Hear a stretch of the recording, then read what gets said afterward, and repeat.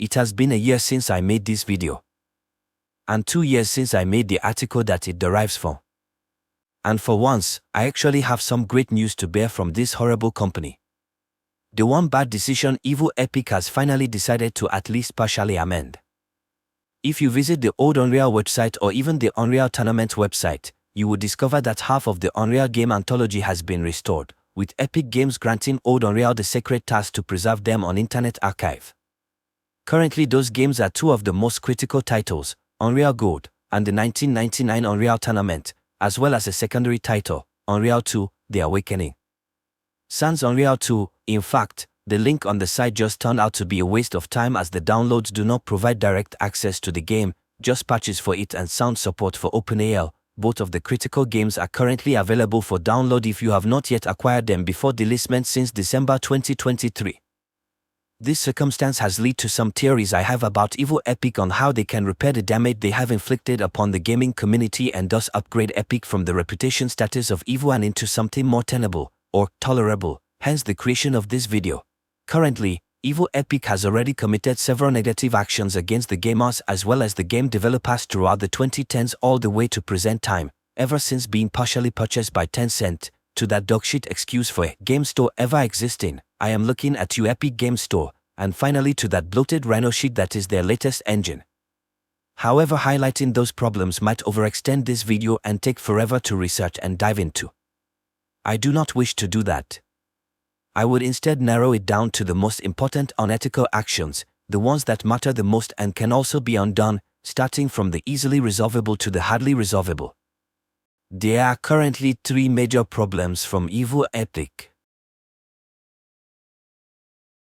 For some unknown, stupid reason, Epic has decided to delist the entire Unreal Anthology from online stores, GOG, Steam, possibly their own game store, if it ever existed there. I honestly forgot, and void knows where else. This is obviously an unthinkable and unacceptable action, and a direct attack against the gaming world, i.e. us, the gamers. For me, that eliminates any reason I will ever have to buy anything from that stupid Epic Games Store, and avoid any of their other games, most especially Fortnite. Formerly being a fan of it when they focused on the original cooperative version called Save the World, I gradually lost all interest when they released and focused on their dumbass Battle Royale Fast that was supposed to be a standalone expansion. In any case, and as I mentioned at the start of this video, Epic did at least finally try to restore less than half of the Unreal game Anthology. However, not all of the primary games have been restored.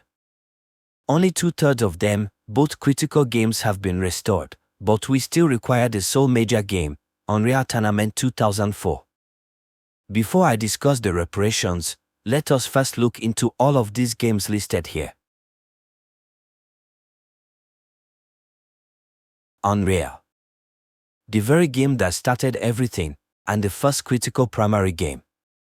Your prison ship has crash-landed on the fastest, slickest, most dangerous 3D world ever created. Look around, crystal clear water shimmers, shadows dance and shift, alien architecture fades into the horizon. Discover the secret of this mysterious planet and find out what caused the peaceful race, the Nelly, to be enslaved by vicious merciless aggressors, the Ska. This game was my pipe dream. I still remember the nights I played co-op on servers with others blasting through waves of Ska, Crow, and other various monsters. Getting annoyed of stupid, zealous players slaying the Nelly for stupid, vague reasons. Relaxing by the villages and ocean waters when I am alone, something I still do in single-player mode to this day. It is an outright shame the way gamers neglect and mistreat this game today. I miss the days and nights when these servers were populated en masse in the 2000s when GameSpy Arcade once existed, or sparingly in the 2010s after its demise. Nowadays players rarely appear on servers anymore besides a pocket few, and void knows when the normal periodic times those few arrive. I lost count. Even my own interest with online play has waned. In the previous decade, I've rarely had time to play games since the ones I was developing. Time for games of leisure were scarce, and I dreadfully miss playing the old catalog classics from what was once great Epic, or even as fair Epic. Now, Ever since I left the gaming industry, I had plenty of free time for gaming, synonymous with the massive free time in my youth, barring family restrictions. Only what little fun that used to exist online is mostly gone, and even the offline adventures I'd care more for instead are running dry. Unreal Tournament. The very first game to span an entire spin-off franchise, the second critical primary game, and the main or sole thing most users remember nowadays when they hear the word Unreal. Step into the arena, face off with skilled opponents, bot and human alike, and put yourself to the test in the tournament that defined a genre. Featuring both single and multiplayer, Unreal Tournament featured a variety of iconic modes, like Capture the Flag, Deathmatch, Assault, Domination, and over 50 unique levels of battle, including a galleon ship, Egyptian tombs, submarines, speeding trains, space castles, and more, brought to life as works of art using the early Unreal Engine 1. I have personally never gave much of a shit for the Unreal Tournament franchise. I hardly ever cared for it at face value. It was overrated and overpraised even today. The fact that documentary users like Gmars decided to disrespect the original vision of an Unreal documentary and instead renamed it an Unreal Tournament documentary was beyond disrespectful and asinine, and deserving of a dislike on their video. Again, the negligence and disrespect to Unreal is far too great, all in favor of this overrated spin-off franchise that brings little value to the exploratory adventure experience and is solely built for arena action gameplay. Don't get me wrong, I love arena FPS. It is the very reason I cared for online MP games in the first place. An original 1999 Unreal Tournament was one of those games I would play very often alongside others like Halo Combat Evolved when I want to play online matches. That said, the only game I truly care for in Unreal Tournament is Unreal Tournament. The content in this game spells pride and joy. The levels were very creative, tells me that the devs really went in their way to just have fun with level design, traps that you can use to your advantage. Very unique, wacky scenarios to enact or feign adventure. More game modes to enjoy. Best of all, a modding community that would expand well beyond the features available in this game. This last feature highlight is what ultimately convinced me to cling on to UT. Sometimes the numerous MP maps would have me playing for days. Better still, UT could still handle SP mods synonymous with Unreal nature, thanks to the former game's lingering script that exists in UT. And titles like Operation, Poly would have me playing for weeks to months. Unreal Tournament 2003.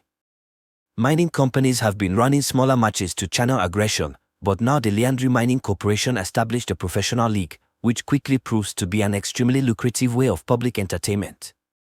Leandry entered into the tournament, as it is officially called, sponsoring their own team, The Corrupt. I never had a chance to play this game before it was cancelled. It released too early for my parents to notice, and I was too young to purchase it myself. From what I can gather, it was a vibrant arena FPS similarly decorated with mod support, and there were made many. UT 2003 was an early taste of what I consider the only major title in the series, the very title that would ultimately replace it. Before that, it would be replaced by a Microsoft Xbox exclusive variant instead. Unreal Championship. It's out there, a world fueled by adrenaline, firepower, and the will to win. Enter the championship, the combat sport of the future. Face off against your rivals and, like the gladiators of ancient Rome, rely on lightning-fast reflexes and the mastery of awesome weaponry to determine if you're a contender or a moving target. I also never had a chance to play this game. It is an Xbox exclusive, and judging from the gameplay videos, it practically looks just like an enhanced or focused version of UT 2003.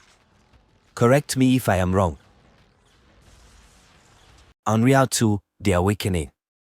A secondary game, and my personal favorite, second to Unreal. You are John Dalton, an ex-Marine assigned to patrol the edge of human space as a marshal for the Terran Colonial Authority. Unexpectedly, your monotonous life is shattered by a chilling distress signal, plunging you into an adventure beyond belief. Violent turmoil among the races has erupted on your watch. Thrust into a conflict that will determine the fate of the galaxy, you are humanity's only hope for salvation. Only you can prevent the awakening. Most users find this title to be the weakest of the entire Unreal franchise, and I couldn't disagree more. It is less like Unreal than it should, with a troubled past in development and a lot of promised content scrapped for a more simple, cookie-cutter meets illusion of expanse style gameplay. This game may be a mixed bag, it is still nonetheless enjoyable to play through in my time, even today. I do wish the modability of this game was not harshly restrictive and unstable, however. If one could just find a way to fix the broken mess with the Unreal editor and random crashes that engulfs the game, then perhaps we can truly restore that wondrous storyline into a total conversion SP mod for all to play. There is another element not revealed on the Unreal Tournament site. Unreal 2 Extended Multiplayer. XMP was the alternative to the botched and scrapped multiplayer mode meant for Unreal 2, and I think it served as a temporary replacement for UT 2003 on the PC. A standalone expansion game with highly focused class-based, team-based elements in gameplay. It was no arena shooter, but rather a futuristic military shooter. Regardless, it was very fun to play. Nowadays, XMP officially is dead. Although the community restored the game, it appears that it's also dead, 0 human players to this day. Only way to truly enjoy the game again is with bots, and even then, they are not complete and proper, so bugs are to be expected. On an official note, this expansion would be replaced by Unreal Tournament 2004. The only major primary game and a wonder factory. This game is a multiplayer first-person shooter that combines the kill-or-be-killed experience of gladiatorial combat with cutting-edge technology. 10 game modes, both team-based and everyone for themselves, provide even the most hardcore gamer with palm-sweating challenges through unbelievably detailed indoor arenas and vast outdoor environments. What a wonder factory. The game itself is honestly much more powerful in value than Unreal Tournament, but not as fundamentally important or simplistic to install and play. It is more expansive on arena adventure-like gameplay and much larger maps, along with introducing Onslaught, a war team game mode, and I particularly love the most, an Invasion, a cooperative survival mode where you defend against waves of monsters from the first Unreal. This was fucking genius. Of course, mods are an added bonus for this game, and there were made many and magnificent, so much to the point of the Make Something Unreal contest becoming a reality, featuring some of the best mods and total conversions that ever existed for the game. Some of these TCs were so popular that they would eventually upgrade into either mod franchises that would expand over to the future UT games, or as standalone indie games that would sell on Steam.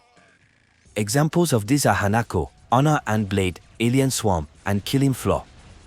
These games used to originate as UT 2004 mods, of which I no longer have the footage for. Hanako's was apparently deleted, but the links for the other X mods are still available in the description of this video.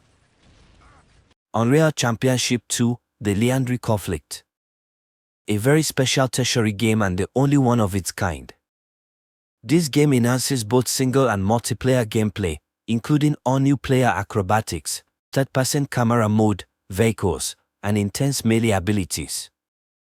In the single-player campaign, you fight your way through new cities and arenas as Anubis, who attempts to retake his people's Nocti Rite of Ascension tournament from the machinations of the Liandry Corporation.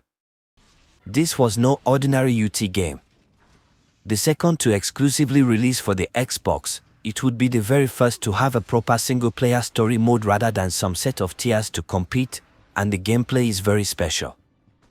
This was not an FPS game, this was a hybrid third-person action/first-person shooter game and the first in the series. Melee combat features in TPS mode, ranged combat features in FPS mode, and they were symbolic and effective. I don't think I have seen a game as special as Championship 2 in the 2000s. I genuinely loved playing this game. I never owned the game, I was only able to play it via a, now former, friend, but when I did, I never wanted to look back. Unreal Tournament 3. Another tertiary game, and it is not very unique. This game marks the return of the world's premier first-person shooter to the PC, and its debut on the PlayStation 3 system. Unreal Tournament 3 unleashes the full power of Unreal Engine 3, taking graphics, gameplay, and challenge to a whole new level. Players engage in intense battles with other human players online, or against Unreal artificial intelligence that sets the industry standard. This game did not set the industry standard. While it harnessed the handsome power of UE3, it was ultimately another boring generic arena FPS on its own right.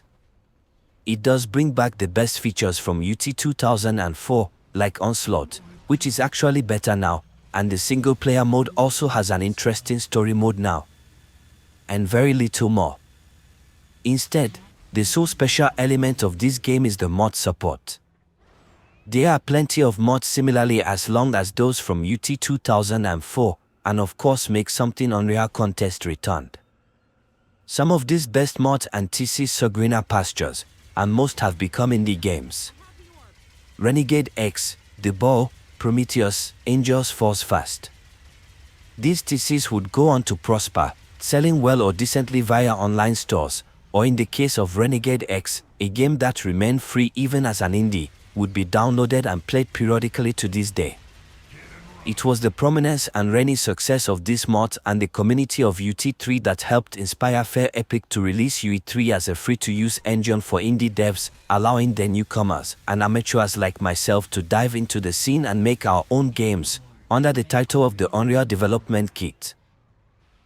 Unreal Tournament Alpha. This was an early, pre-alpha version of an Unreal Tournament experience that was cancelled in December 2018. It was the 2014 reboot of the Unreal Tournament franchise. The community was meant to power the game more than the official developers. Say what you will about community-driven projects, but I do think this game had a huge potential to be a successful breeze if only the developers themselves were not slots. They were too distracted with Paragon and especially Fortnite to focus enough on UT 2014 or UT4 if you prefer to call it. Bleh. At first, it felt like a revamped UT3, but later on, they actually took the time to revamp some of the signature game modes and added more gameplay features like wallwalking, making things more interesting to the game. I still never had the chance to sell my weapon add-in to the game or their marketplace. I guess now it will forever remain a concept. Now here are the reparations Epic needs to fulfill in order to resolve problem 1. Restore all 3 of the primary games, Unreal Tournament, Unreal Tournament 2004. They have already restored the first 2. Fantastic. Now they just need to restore UT 2004 and they are good to go. This is of course only the minimum requirement. The rest of the games are not too important enough to restore. The secondary games, Unreal 2, The Awakening, Unreal Tournament 3. These are the so-called losers of the franchise, the second worst game, and the worst game respectively, yet I would still prefer you release them back to the public to preserve. Unfortunately, you essentially lied that the first one is already released. Very bad. So let's turn that lie into a truth and actually release it. The tertiary games, Unreal Championship Delisting. These games are purely optional and are Xbox exclusives. Obviously, no one will be playing Xbox games officially anymore sans through emulation, so while UC1 itself can just be safely forgotten, sans porting the exclusive levels into UT 2004, it would be really sweet if you can port UC2 TLC to the PC for us to enjoy. It is a special game like no other. Even on the PC, few games have its unique playstyle and I would like to make some fun mods with it. This problem has the easiest solution. Assuming Epic finally musters the courage to complete the primary objective, porting UT 2004, they will have completed Reparation 1. Evo Epic has eradicated the entire forums and data history of every Unreal Engine veteran user who used their since considered legacy forums bots. The UT mod community and UDK indie community lost everything. Mods that were exclusive to the forums are gone forever. Games, game assets, and fixes to broken systems like Scaleform for UDK users are lost forever. Assuming that link to the archive still exists, all Epic has to do is just give us the data from the archive and let us download and preserve what is there. Even if access to the repository is temporary. That is fucking fine. We will handle the rest via Internet Archive, or my folks at UDK Veterans will manage otherwise. Any of that data is better than fuck or nothing. This problem has the medium solution. It is a challenging strife. If the former case is fulfilled, then they will have completed Reparation 2, which will upgrade them away from evil Epic and back to ugly Epic, aka bad Epic. If the latter case is to be truly believed and Epic has ultimately deleted the archive, just as UDK veteran member ONN feared, then I guess all is lost. Evil Epic committed the worst action any engine developer can do towards their own game dev community. They destroyed our means of defense against fraudsters and other criminal users pervading our community. Their meager reasons are also scathing, vague, and bogus. In their stead is some bland rewrite of some of advice from Michael Phillips, the creator of the original scams, reports, and tips thread on UDK forums, later transferred to Unreal Engine forums, and a weasel sign of quote-unquote care to contact them personally if you get defrauded or otherwise abused. That never fucking works. Each time you report scammer activity to them, they refuse to respond. Radio silence. No one cares. Fuck you and drop dead. It is already clear to Evil Epic that you as a game dev do not matter by default. Yet still, magically go find another way to miraculously sell your video game and give us some of your revenue.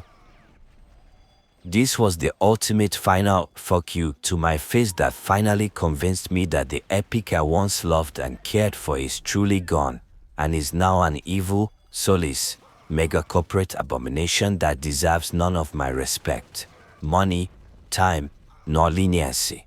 They deserve to crash and fucking burn along with their shitty unoptimized Epic engine slop and Fortnite dancing for V-Bucks trash. So bitter hatred aside, what is the solution then? Restore scammer justice.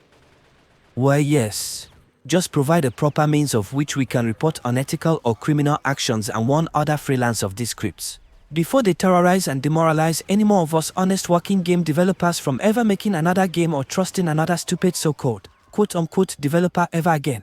Even if it is no longer as volatile as in the past, it is still better than fuck or nothing. There was a time Epic used to care about this, back in the days of UDK forums in the early 2010s. I remember the time even Stacy Conley, aka Flack, herself would even make an example out of these scammers and abusers and ban them from our communities. Along with Alexander Pascal, Unreal Pascal, they would devote their lives to ensure no toxic scumbag would ever pollute the game dev community with scams or deep-rooted harassment against us again. That was strong respect and spirit. Now, that is no longer the case. As long as they can make epic raining showers of gold, no urinary pun intended, they couldn't give a fuck how exactly they do it. Milky Way Games scams both their developers and gamers with their stupid monkey shitcoin. Evil Epic roots for them. Onessus blockchain systems, the devs behind Hot God, periodically try to evade tax and federal government obligations. Evil Epic roots for them. A certain toxic skunk from Worcester, Massachusetts decides to periodically stalk, harass, and swat me for a total of 8 years now, ironically lying to others in the gaming industry that I was stalking her and seeking to personally molest her in a college campus from a United States far away from where I live, whence I've not even enough to travel there if I wanted to. Ultimately scamming me of the voice acting deal we agreed upon prior, as well as causing the postponement and eventual cancellation of an important game project necessary to help pay off the tremendous college debt I had in the past, all because she got butthurt that I asked her to clarify what turned out to be a fake as fuck #MeToo allegation story about her movie theater mishaps. So a mutual friend of ours and I can find some solutions that can help her overcome her fears instead of harassing myself and others about it for attention-seeking sake, while hypocritically getting upset against anyone who discusses our own problems. Despite the fact that there was a truce arranged between us by my former business partner in August 2019, she violated that truce a year and a half later on April 2021 by hacking into some of my social media accounts, narrowly blocked off by an email verification check and me changing my passwords. When I finally complained about this creep on the SRT thread, some spineless, thirsty, submale cuckoo decided to personally victim shame me for it. Meanwhile, Evil Epic just looks the other way, probably rooting for him in secret for all I know. I cannot even show you the evidence of all that anymore, because Evil Epic deleted the very thread that held them, and DeviantArt deleted the evidence source of which it was preserved and banned my account as well. They are another evil scumbag corporation that periodically violates consumer rights and laws and are perhaps worthy of a video of scrutiny in another time. You know what would put an end to these problems? Epic Registry Awareness Board against scammers. Maybe a tag that marks the user as an offender when enough evidence rolls in against the scammer. That is literally the least that is needed. Do that, and we're good. I even tried to make this solution for the community myself. It was called the Crook Registry Board. No one gave a fucking shit, despite my best efforts. So now, it is gone. Evil wins. Hooray. It's like the terrible, toxic Unreal Engine community loves scammers and hates freelancers too. If they didn't, they would not try to censor those speaking out against the abuse and subjugation they are facing from the subhuman crooks, which is something the Unreal Engine's low-life moderators take pride in. Silencing victims of scamming by deleting their posts, threads, and probably DMs too, in order to shut them up. Epic went from being the stark defender of game devs everywhere to mingling in bed with these vile, sadistic scammers, then laughing all the way to the bank. Of course, this problem has the hardest solution. The hardest being Epic's ability to even care for freelancers. I'd already given up any hope that they'd provided a means of protection against scammers and abusive users trying to defame, swat, and cancel game developers over being asked to not even verify, which is recommended if accused is anonymous, or required if accused is disclosed anyway. But clarify some movie theater reply, just to help her overcome the fear, stop abusing us with her crazy to be true stories and other disrespectful responses, shut the fuck up, and leave us alone. If Epic ever decides to stop being corporate scum, start caring for the very people who fund their despotic, greedy enterprise, and I mean people, not sub-creatures who defraud, defame, and endanger human lives, and finally complete Reparation 3, this would bring them back to the rank of fair Epic. This company will never ever be great again. That time is finally over and unable to return, but they still have a chance to return to the fold and become a fair company. Provide freelancer security, release or archive essential Unreal games, and restore data back to the veteran devs. In such a timeline, I would no longer feel too disgusted or ashamed to buy any game that uses Unreal Engine 4 or the dumpster fire that is Epic Engine, aka Unreal Engine 5, a bloated, buggy, and broken engine from a company so disgraceful and toxic, it does not deserve to use the Unreal title. That is the end of this video. I know it is long and got rather heated at the end, but welp, there was just no other way I could design this video without my rage getting the best of me from the horrible actions of this company. This was a company I used to deeply care and respect, and to be betrayed and shanked in the ass in such horrible fashions through the 2 decades I supported and tried to reason with them to remain a great business and not stray too far into the depths of evil, like nearly every AAA company has done to this day, is just frankly disgusting. My lesson learned: trust no one. Trust no developer. Trust no engine, at least if it is not free and open sourced. Trust no game project that is not solely mine. Trust only in myself.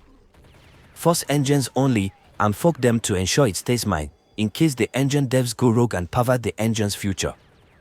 Build and expand upon the engine to further make it my own if necessary. Most of all, avoid contractual freelance work at all costs in an industry or community where protection and respect of your creative and commercial rights are non-existent. I'd rather be Amazon's indentured servant making scraps a day at a warehouse than be Epic's bitch and bleed my income dry from fraudulence.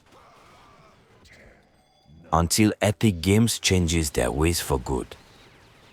Fuck evil Edic.